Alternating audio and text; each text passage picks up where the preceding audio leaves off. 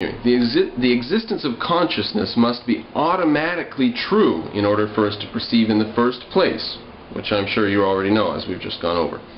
I guess this is similar to solipsism. I'll pause there for a second. Solipsism is a kind of a generic term that just means that you think you are the most important. Solipsism comes from the Latin for single or one or alone, which is solo, S-O-L-O. Soloism. They could just take the P out and I think it would be better. Soloism means you say, I'm the most important, I'm the one who counts. That's solipsism. So that's different. So he says he guesses it's similar to solipsism, put that aside, except that I'm not saying anything outside of our consciousness doesn't exist.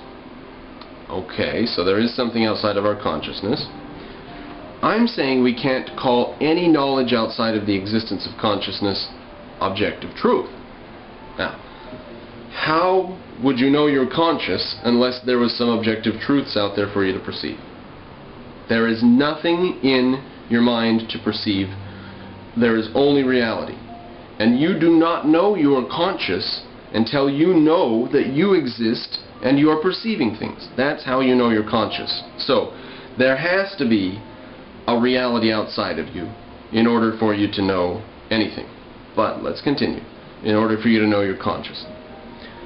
He says, although the vast majority of knowledge is obtained from the senses, this knowledge of a consciousness isn't. And we've just gone over that. Yes, it is. There is no other way to realize that you're conscious except through your sense organs. Imagine a newborn baby who can't see, hear, taste, feel, smell, and his vestibular ear thingy's messed up too, and he can't even tell if he's upside down or right side up. No sense coming in at all. Now, the vestibular sense, I think you could categorize it as a form of just sense, like feeling, because it's just hairs inside your ear, just like the hairs on your skin, but it's in a different place. So, this knowledge of being conscious is also obtained through the senses, just like all other knowledge. But that's the end of his first question now. Let's go to his second question. Sense perceptions are not objective interpretations of reality. I think we've mostly gone over that. He's got a few more sentences in this question. But what does he mean by they're not objective interpretations of reality? What kind of interpretations are they? Subjective? Okay, so the best argument you could give for this would be color blindness, which is a scientific fact that can be explained. It is not true that your senses distort reality just for you and mine distort it for me. No, all of our senses give us the same reality. That's how we know what color blindness is. That's how we know when people have something wrong with their eyes or their ears or something like that, or their brain in some cases, like Professor Anton. So, his next sentence then. Isn't it possible that some or even all of our sense perceptions are false interpretations? No, I don't even have to use heavy, hardcore philosophy for this. I can just use evolution. We would not have survived on the savannah if our senses were screwing up everything going on. Our senses tell us about the hardcore reality here and now. Or else we wouldn't have evolved. We would never have gotten here. Our senses give us information about this world, and they are not misinterpretations. They are not false interpretations. Your senses do not interpret reality. They simply give it to you. You have to interpret reality using your mind and logic and reason. Your senses simply give it to you, straight and bare, with no interpretation whatsoever. So, no, it's not possible that some or even all of our sense perceptions are false. No, it's not. If they were, then we wouldn't have made it this far. We would have died. Our species never would have made it. If this is a possibility, which it isn't, then any knowledge dependent on sense perception being true should not be called objectively true. Aha, therefore it can be called objectively true. Any knowledge dependent on a possibly false interpretation of reality should not be considered objective, but subjective to our possibly false interpretations. Now, I just want to note that this is just the attitude of eternal skepticism, of how do you know you're not wrong? Now, you cannot just walk around saying that. If you do that, then you can say, how do you know you're not a dream in some demon's mind. And maybe in his mind, in his dream, you are dreaming that you are conscious. How do you know that? You cannot just postulate things without any evidence. With a huge lack of evidence here. If there can be a huge absence, there is no evidence.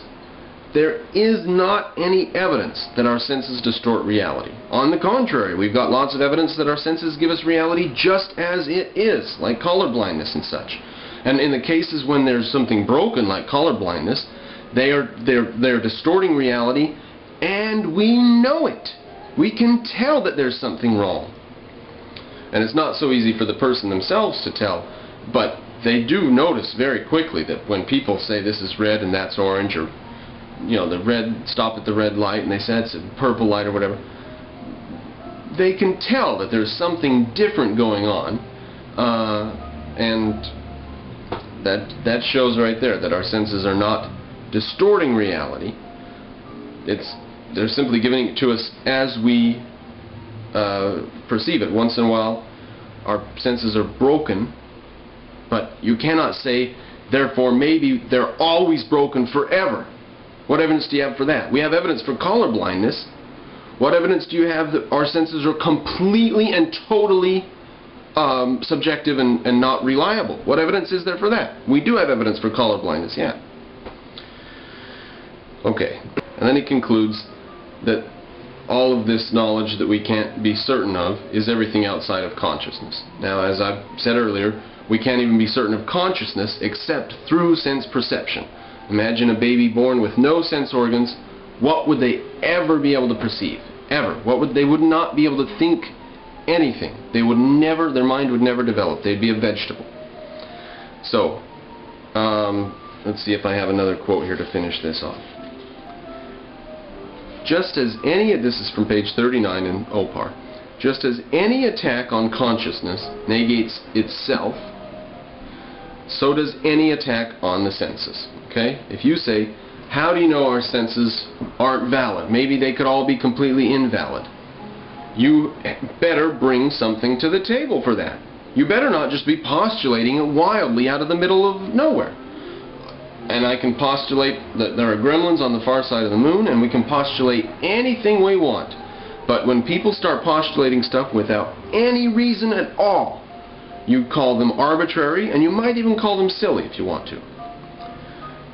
If the senses are not valid, peek off again, if the senses are not valid, then neither are any concepts, including the ones used in the attack. Okay? So if this gentleman is coming with valid concerns here, the question is, where did he get those concerns? He's saying, what if our senses are completely invalid? Well, where did you get this idea? Where did you get these ideas? How are you going to explain or flesh this out? Where's your evidence? Where's your proof? Oh, you're going to use your sensory organs in proving and addressing the question, but you've just suggested that they're not valid, possibly. Look, you cannot question the sense organs. They just do their job, and we have to use our mind to interpret reality. There is no other way to get knowledge about reality than through the sense organs. We know about consciousness only through the sense organs. We don't perceive consciousness. We are conscious and we perceive. I think that'll do it. I hope that answers the question.